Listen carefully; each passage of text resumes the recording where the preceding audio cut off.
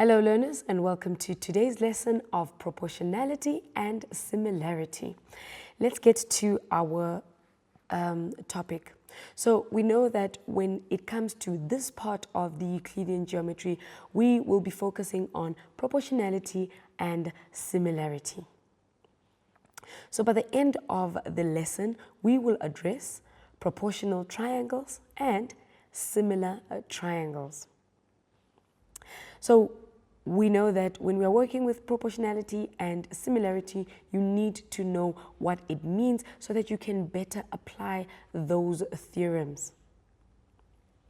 So when it comes to the common errors or misconceptions, when it comes to proportionality and similarity, we know that learners confuse proportionality and similarity, as well as learners do not know how to apply the theorems to the given questions. So we know that there is the proportionality theorem and the similarity theorem.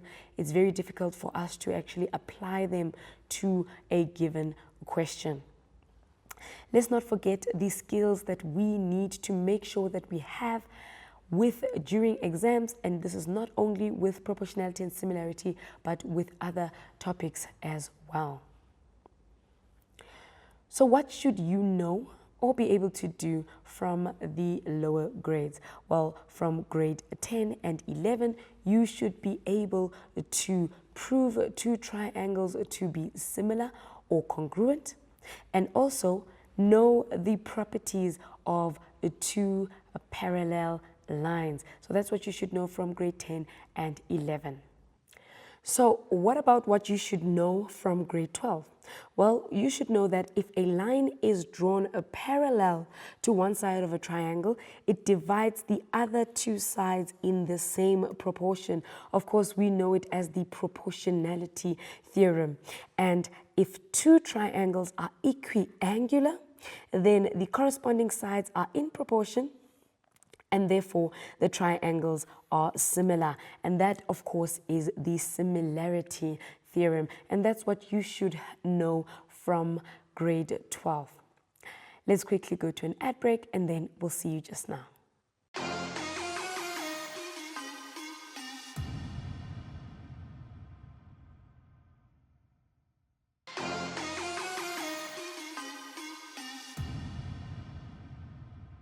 Welcome back from the ad break, and let's continue with our lesson. So we are now going to focus on proportionality. Let's look at what we can get from there. Well, firstly, the content and skill problem there is that learners cannot identify triangles that are in proportion. You need to be able to identify those triangles that are in proportion. And when it comes to exams, learners do not even attempt this question. Learners do not take the time to analyze the diagram before attempting to answer the question. So these type of questions are not questions that you should be running away from, but just attempt to answer them according to your knowledge of proportionality. What are the key aspects of this of proportionality? That is, if a line is drawn parallel to one side of a triangle, it divides the other two sides in the same proportion. So we would be looking for a line that is drawn parallel to one side of a triangle. Let's look at an example. So we are given here in the diagram, RF is parallel to KG, ED is parallel to KH, RH is equals to 3 units, RK is equals to 9 units, HF is equals to 2 units, and GE is to EK is 1:3. So we can see there that in our diagram, everything that I have told us in the statement has been shown to us.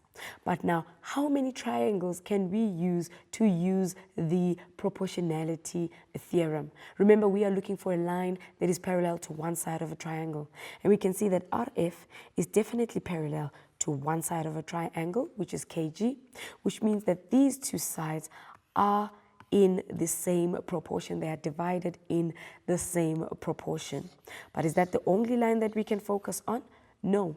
We also have that line ED, which is parallel to HK, and that now divides these two sides into the same proportion. But let's look at what our question is asking us, and then we can see how we can attempt answering the questions. Well, it says here, calculate with reasons the length of FG. Now, in the diagram there, you can see that I've highlighted the triangle that we are going to focus on. And why are we focusing on that triangle? Because the FG that we are being asked for is in this triangle, and there it is over there. And we can see that we have enough information with the other sides that we can complete this triangle. So it means we are focusing on triangle HKG, which has a line parallel to KG, and that line is RF. So what can we take from this? Well, we can say here that RK divided by HR is equals to FG divided by HF. Now remember, when it comes to the line parallel to the third side, there is these two sides that are divided proportionally. So right now we said RK, which is this side over here, divided by HR, which is this side over there. Now when we move over to the other side, we need to make sure that we take from the first side. So here we took from the bottom part of our triangle. It means when we start, we should also take from the bottom part of our triangle there. And then that is going to be divided by that top part of the triangle there. After we've written down the proportion, then all we need to do is substitute. Now there we've substituted our sides that we already have. And remember, when we write this proportion down, it has to come with a reason, and that reason is line parallel to one side of a triangle, and we also state the lines that are parallel. In this case, it's RF that's parallel to KG. Now, after substituting, we will multiply both sides by 2, and we'll see that our answer for FG is equals to 6. Now, can you see how we managed to solve for that question? The first thing you do is to identify the triangle that you are working with. Another tip that you can use if it is difficult for you to immediately identify the proportion that you need to work with, well, you can write down the proportions that do exist within this triangle that we've highlighted here. We've highlighted that RK is, let's rather say RK, we know that RK, which is this side, divided by HR, which is this side, we know that will be equals to, of course, we're going to start here again, and that is the FG divided by HF. So that's the proportion we used, of course. But we know that there are other proportions involved. The reason why we used this one is because it had more information. But what other proportions were involved? Yes, we also have HK, so we could have said the HK divided by RK, so divided by RK, that would be equals to HG, and that would be divided by FG, divided by FG. And of course, there is also that last proportion that could have said that HK, and that is HK, divided by HR, and that would be equals to HG divided by HF. So these proportions can be used, but you need to choose the ones that have the most information, like we did here. Let's go over to the next one. So now that you've identified the triangle, what is your next step? Write down the proportions. So we've already identified our triangle, so we know that when we write down our proportions, we are going to have here GE. So I'm going to write that down, that's GE, and that we can divide by EK. And we know that that is going to be equals to DG, and that is going to be divided by DH. So that's one of the proportions that we could use. What about the other proportions that we could use? Well, we could say, again, GE divided by GK, and that would be equals to DG or GD, and that would be divided by that GH. And of course, we know that this is not the only proportion that is involved there. We could also have there let's first erase these ones. We could also have the EK divided by GK, and that would be equals to DH divided by GH. So when you are looking at your proportions like that, you can see that none of them are repeating the proportion. So what would be your next move here? Well, it would be you choosing which proportion you are going to work with. And how do you choose which proportion you're going to work with? You need to make sure you see which one has the most information. So let's check which one has the most information here. Now we know that we have EK. So every proportion that has EK, we are going to tick that we have EK. We also have GE. So we know that we have a GE. So every proportion that has a GE, we are going to fill that out. Then looking at the other side there, we can see that we do not have HD alone. And again, we do not have DG alone. So we cannot now go and tick off those sides there. But what we do have is the whole of HG there or GH there. So everywhere where there's GH, we can go and we tick that we do definitely have it. There's a GH, and do we have another GH? Yes, we have another GH, and there it is, which actually means that we also have GK, which is the whole side there. So everyone with a GK, we are going to go and tick everyone with GK. Now looking at our three proportions, how do you decide which proportion you are going to use? Well, you have to look for the one that has, firstly, the side that you are looking for, and secondly, the most information. So this first one here, automatically we can see there's not enough information, so we are not going to use that one there. When we are looking at this second one over there, we can see that we definitely have enough information because GD is the only unknown that we have there. And we can see that with the next one as well, also DH is the only unknown that we have there. So which one are we going to use? Well, we are going to use the second one, and the reason for that is because if we do find GD, we already know that the whole of FG is 6. And if we do find DG, we can just subtract it from that 6 and get our answer for that FD. So that's exactly what we are going to do. So we have taken the DG divided by GH, and that is equals to GE divided by a GK. Our reason for that is that it is a line parallel to one side of a triangle, and the parallel lines are KH, yes, are KH and ED. We substitute the values there.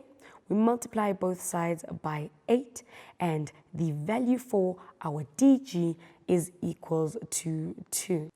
And now that we've calculated the value for DG, we can go and subtract it from the value of FG, and that's how we are going to find the value of FD. And as we can see, the value of FD is equals to 4.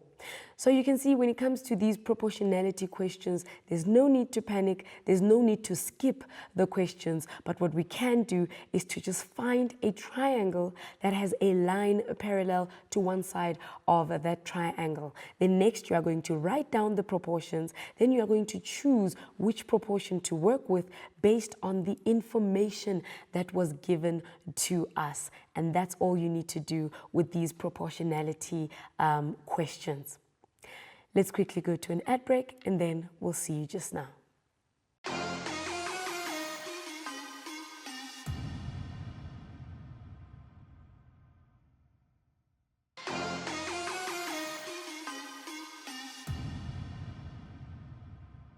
Welcome back from the ad break, and let's continue with our lesson. We are now going to go to the similarity part of our lesson today. So let's look at the skills problems here. So learners do not know how to prove triangles to be similar. So we don't know how to prove our triangles to be similar. And then again, learners do not know which sides of these similar triangles are in proportion. So we know that as soon as triangles are similar, we have their sides in proportion, but we tend to confuse which sides are in proportion. Then when it comes to the exam, learners do not know how to associate the concepts learned in previous grades with the given question. So we need to make sure we don't make this a continuous problem. So what are the key theory aspects here? Well, to prove triangles similar, we need to prove that all the corresponding sides are in proportion, or all the corresponding sides, or angles rather, are equal. So we need to either prove that the corresponding sides are in proportion or the corresponding angles are equal. And also what we need to know, or a key theory aspect here, is that if two triangles are similar, then their corresponding sides are in proportion and their corresponding angles are equal. Let's look at an example.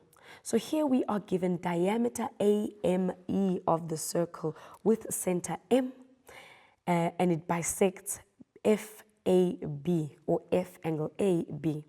MD is perpendicular to the chord AB. ED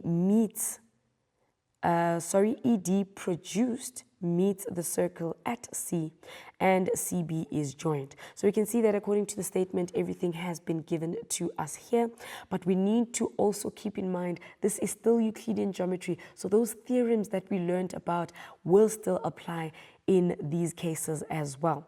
So firstly, we are told that there is a diameter AME. So that diameter, we know that a diameter subtends a 90 degrees. We are also told that the diameter bisects F angle AB. So F angle AB would be this angle there, and if the diameter bisects this angle, it means the two angles are equal.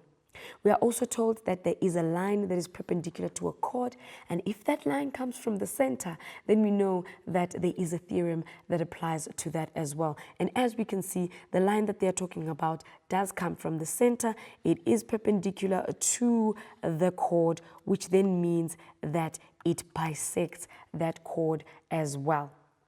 Of course, there are other theorems that we are going to interact with here as we are working with similarity, but let's see what the first question is asking us.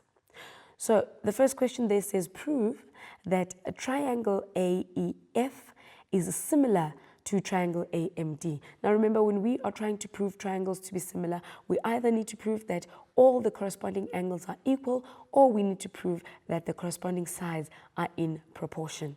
So let's look at this diagram here. Well, firstly, we can see that we are focusing on the triangle AFE, or AEF rather, and we are also focusing on triangle AMD. So remember, M is at the center. So now how are we going to prove these two triangles to be equal? Now remember the information that we were given. Firstly, in the smaller triangle, we know that that was 90. And in the bigger triangle, we also know that that was 90. And that is something we need to write down. So we know that angle F is equals to 90 because of angles in a semicircle, or angle in a half circle. We also know that D1 is equals to 90 because that was given to us, so those two angles are equal. We were also told that AE, or AME, bisects F angle AB. So remember, those two angles we had said they are equal. And then we have E1, which is equals to E2. And the reason for this is because within these two triangles, they are the only ones left. And if we say interior angles of a triangle, then those two angles will be equals to each other based on the angles that we've already proved to be equal to each other.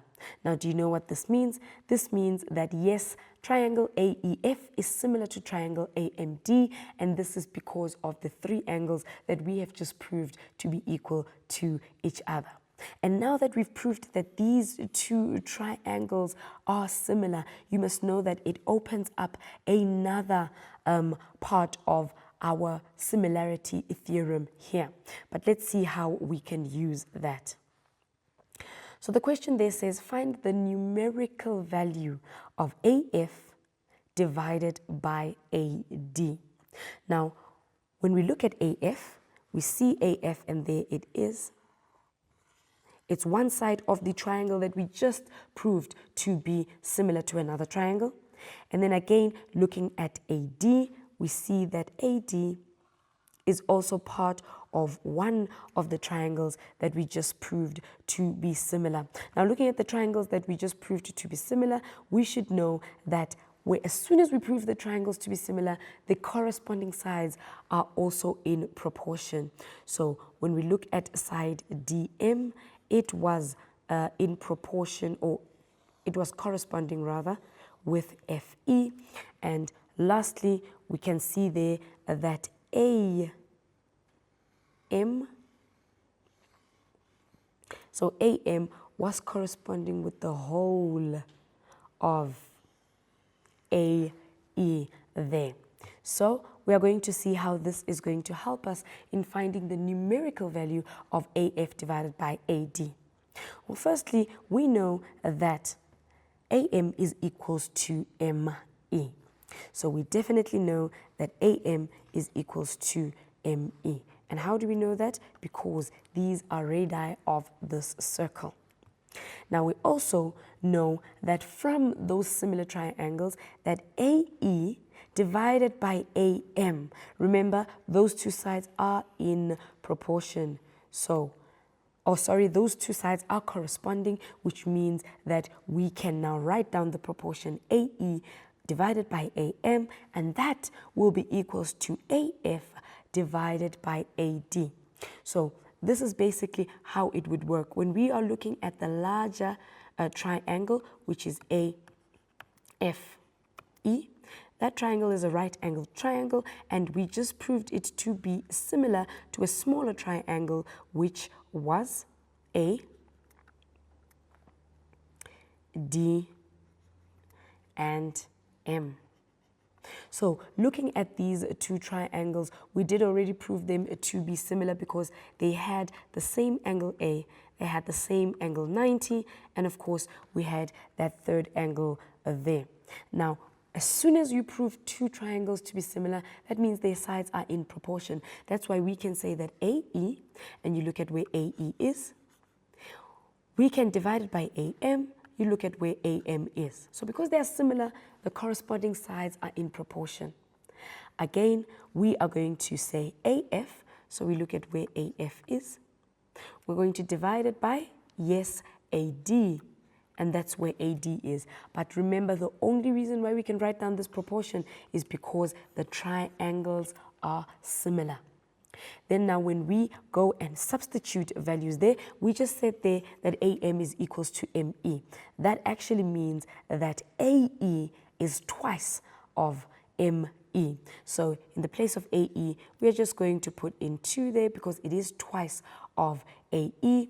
And in the place of AM, I'm just going to put in 1. How do we know that it's twice AE? Because this is a radius and this is a radius. Together, they make that diameter over there. So that's how we would use the geometry learned in previous lessons to work with this one here. So that would mean that AF divided by AD is equals to 2, and that is the proportion there. Now it says there ABCD is a parallelogram. AB is equals to 14 units, AD is to DE is equals to 4:3, and EB is equals to 21 units.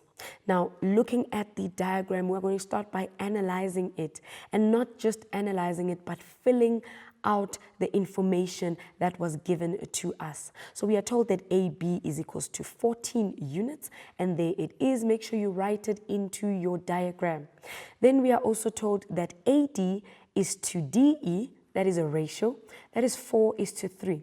Now it doesn't mean that AD is equals to 4 and DE is equals to 3, but it means that their ratio is equals to 4:3. So to properly represent that, we are going to just write 4x in the place of AD and 3x in the place of DE. Then we are also told that EB is equals to 21 units.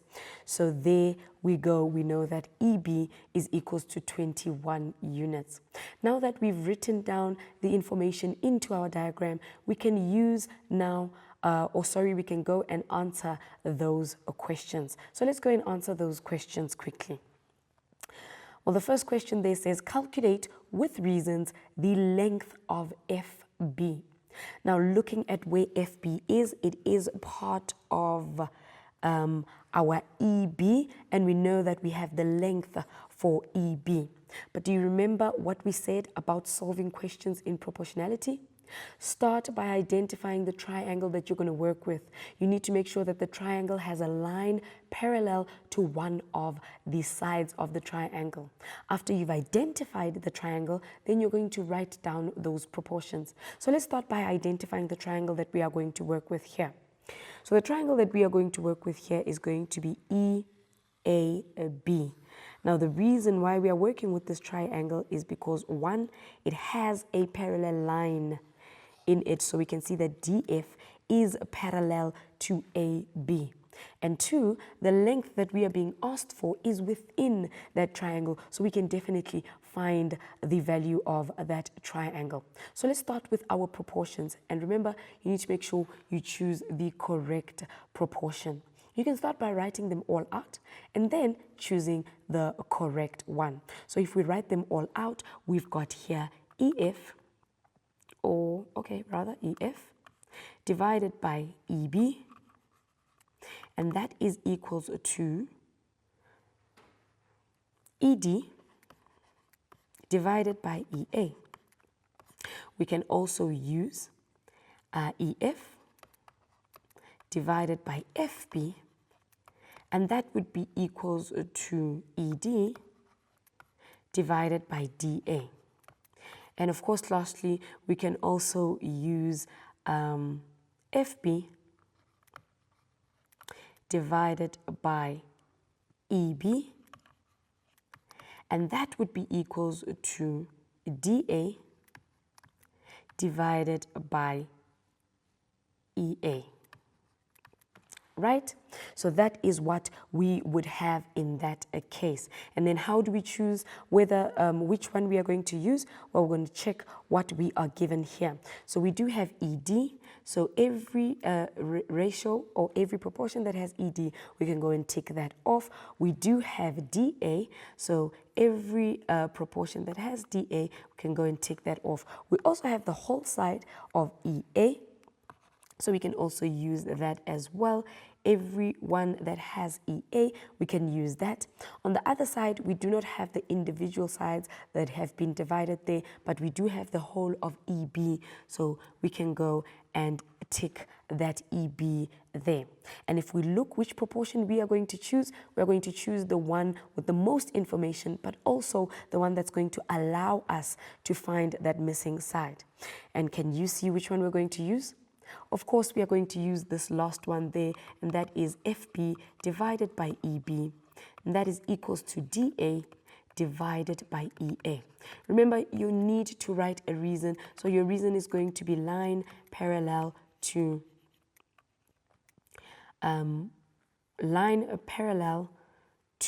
one side of a triangle. Right? And that is our reason there. Let's substitute. So we don't have FB. We do have EB, and that was given to us as 21 units. We don't have DA, but we do have the ratio of DA and EA. So DA is equals to 4x, and EA is actually equals to 7x because we are taking that whole side over there. The x is going to cancel with the x, and when we now multiply both sides by 21, so that is going to be 4 divided by 7, and when we multiply that by 21, our answer is going to be 12 units. So it means that FB is indeed 12 units. Don't forget to write it in. Moving over to the next question. Now the next question there says, prove with reasons that triangle EDF is similar to triangle EAB. Now remember, for similarity, we need to prove either the sides being in proportion, or the corresponding sides being in proportion, or the corresponding angles being equal. So that's what we are going to try and use there. So let's first highlight the triangles that we are being asked for here. So we are looking for triangle EDF, so that is EDF, and triangle EAB, so that would be triangle EAB. So those are the triangles that we are expected to prove to be similar. Well, firstly, we can see that angle E is common for these two triangles. Definitely angle E is common. And let's not forget that there are parallel lines here. And because of those parallel lines, we can see that we have corresponding angles. So the corresponding angles there, we have EDF. So EDF as an angle, and that is equals to angle A there. And the reason for that is because of the corresponding angles, and that is because DF is parallel to AB. And those are the angles that are equal. And then lastly, we have angle F there, so that will be EFD. So we have EF and angle D, and that of course will be equals to angle B down there, which is FBA. So angle FBA, and again the same reason here is because of those corresponding angles, and that is DF being parallel to AB. Now we've proven 3 angles to be equal here. That means that therefore we can conclude that triangle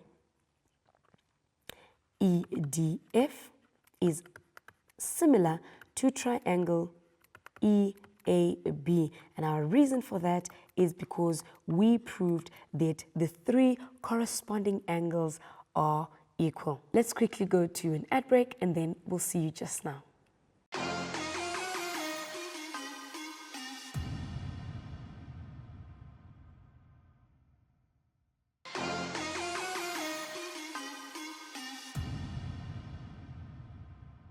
Welcome back from the ad break, and let's continue with our lesson. So we have a second question here when it comes to proportionality and similarity. Let's look at the question. It says there in the diagram below, MG is parallel to EK and KG is equals to EF. Now we need to prove that these 2 triangles are similar. Now before we can look at the 2 triangles, we need to start by analyzing this diagram over here. Now we can see, or we have been told rather, that these 2 lines are parallel. And we know that when 2 lines are parallel, we are thinking of corresponding angles, we are thinking of alternating angles, we are thinking of co-interior angles. But also, when lines are parallel, especially in a triangle, we are also thinking of the proportionality theorem, where we are looking for that one line that will be parallel to one side of a triangle. Looking again at our triangle, we can see that we've got E, F, G, and H on the circumference of the circle, which makes that a cyclic quadrilateral. So that, of course, there is a cyclic quadrilateral. And when we're looking at this cyclic quadrilateral, the lines here are extending. We can see that EH is produced there right up until K, which means that this is an exterior angle. The same is true with FG that is produced right up until K. It means that G3 is an exterior angle. So there's quite a few things happening with this diagram. Now let's look at the triangles that we were asked to prove to be similar. So we were asked to prove a KGH, so that is a KGH. So it's that triangle there. We need to prove that it is similar to triangle KEF. So that is a K. Let's use a different color for that. So that is KEF.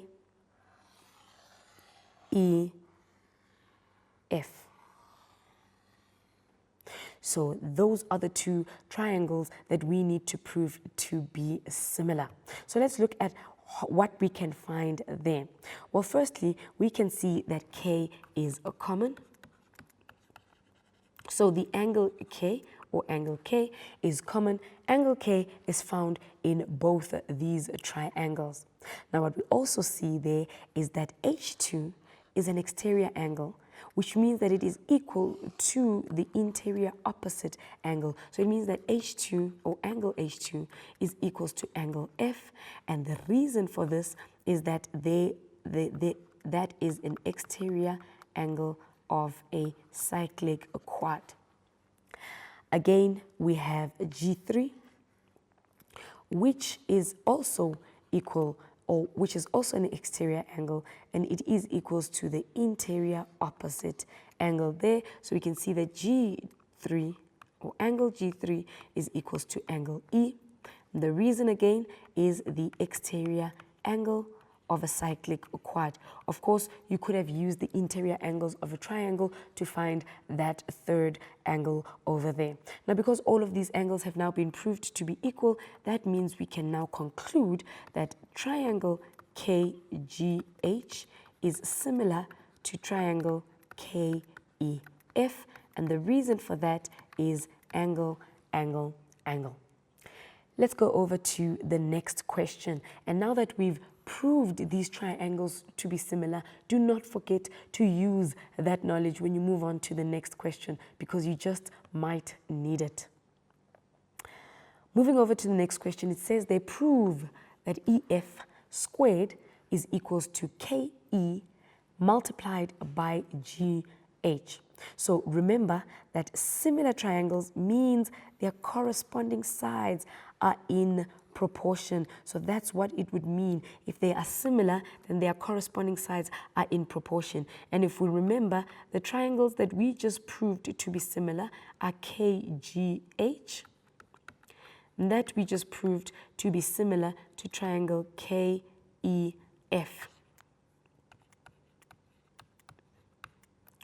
So, looking at what we've been asked to prove, we are looking for sides EF, KE, and GH. And when we look here, we do have GH, we do have KE, we do have EF, and yes, those are the three that we definitely have. So it means that we are going to use the fact that we just proved those two triangles to be similar. We're going to use them to now prove what we are asked to prove in that scenario. So which ratio are you going to use? Well, we can start by saying EF. And I'm starting with EF because I can see that my proof also starts with EF. So we can start with EF. Now you just need to find the corresponding side to EF. And where do you find that? Yes, it will be the last two letters here, which is the GH.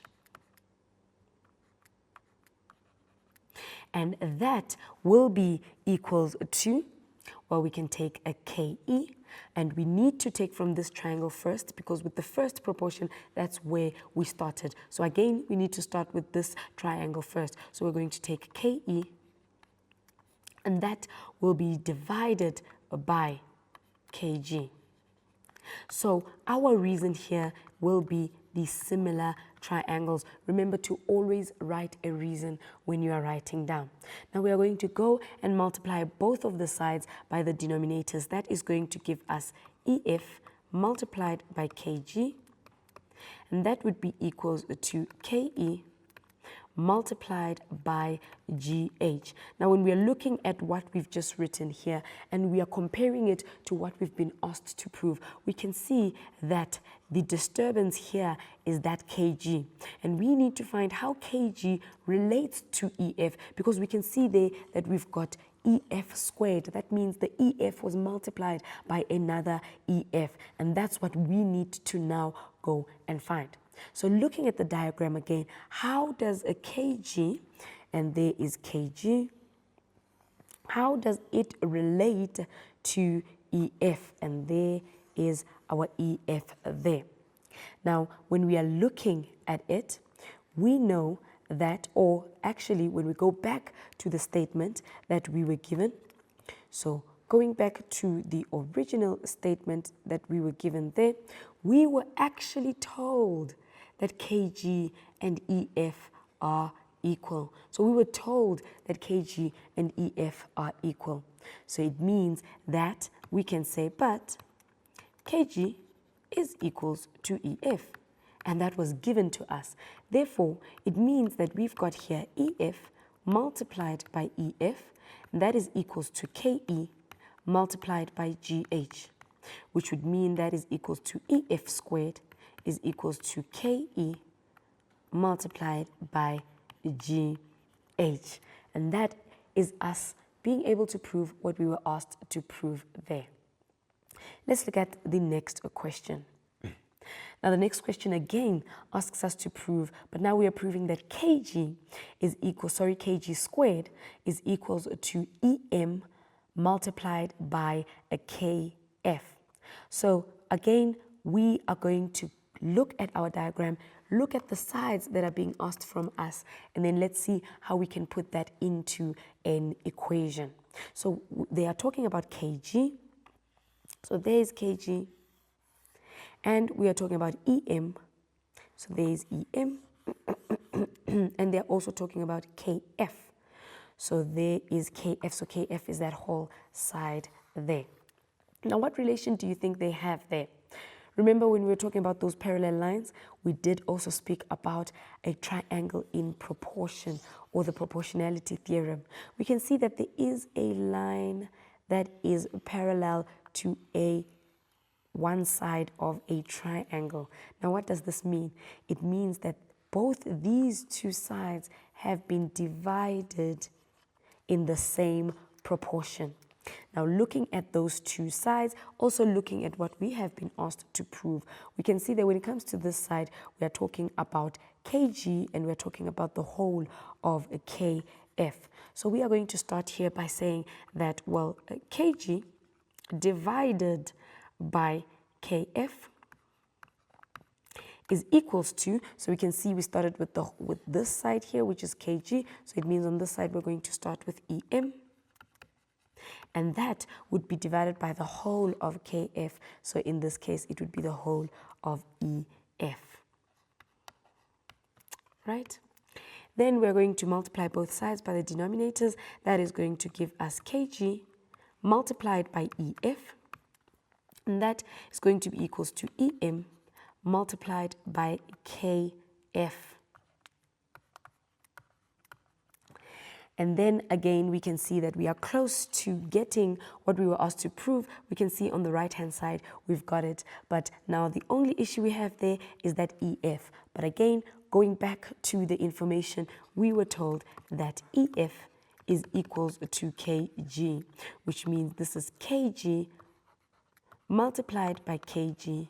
That is equals to em multiplied by kf. That means it's kg squared is equals to em multiplied by the kf. And that is exactly what we were asked to calculate there. And when you get to the end of a question, make sure you always go back and check if you've given reasons for all your statements. Like this one that we were doing now, we didn't give a reason for this proportion. But remember, we got that from the fact that there was one line parallel to one side of a triangle. And that is the proportionality theorem. So as a reason, we'll write there, line parallel to one side of a triangle. And make sure that you double check if everything has a reason, because those are for marks. Let's quickly go to an ad break and then we'll see you just now.